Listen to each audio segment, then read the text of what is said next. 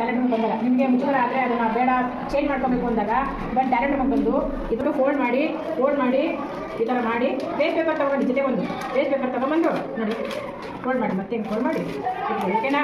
ಈ ಫೋಲ್ಡ್ ಮಾಡಿಬಿಟ್ಟು ಇದು ಆನ್ ಆಗಿರುತ್ತೆ ಓಕೆನಾ. ಎಂತಲ್ವಾ ಎಳಿಬೇಕು ಫೋರ್ಸಾಗಿ ಎಳೆದಾಗ ನೋಡಿ ಏನಾಗುತ್ತೆ, ಇಲ್ಲಿ ಕ್ಲೋಸ್ ಆಗಿದೆ ಕಾಣ್ತಾ ಇದೆಯಾ, ಕ್ಲೋಸ್ ಆಗಿದೆ. ಇದನ್ನು ಇಟ್ಕೊಂಡು ಮುಂದಕ್ಕೆ ಹಿಂಗೆ ಅಂದರೆ ಓಪನ್ ಆಗುತ್ತೆ ಬಾಕ್ಸ್ ನೋಡಿ. ಇದು ಕ್ಲೋಸು, ಇದು ಒಳಗೆ ಇಟ್ಕೊಂಡು ಓಪನ್ ಮಾಡ್ಕೋಬೇಕು. ಓಪನ್ ಮಾಡ್ಕೊಂಡು ಇದು ಮುಂದೆ ಇಡಬೇಕು ಕೂತಿದ್ದು. ಆದರೆ ಬೇಕಾದ್ರೆ ತಳ್ಳಿ ಹೋಗಿಲ್ಲ ಅಂದ್ರೆ ನಮ್ಮ ಕಡ್ಡಿ ಯಾರು ತೆಗಿಬೇಡಿ ಆಯಿತಾ. ನಿಮಗೆ ಕಷ್ಟ ಆದರೆ ಮಾಡಬೇಕು, ಒಳಗಡೆ ಕೈ ಹಾಕಬೇಡಿ ಆಯಿತಾ. ಈ ಕಡ್ಡಿಲಿ ತಳ್ಳಿ, ಈ ಕಡ್ಡಿ ವಾಪಸ್ ಅಲ್ಲೇ ಇಡಿ.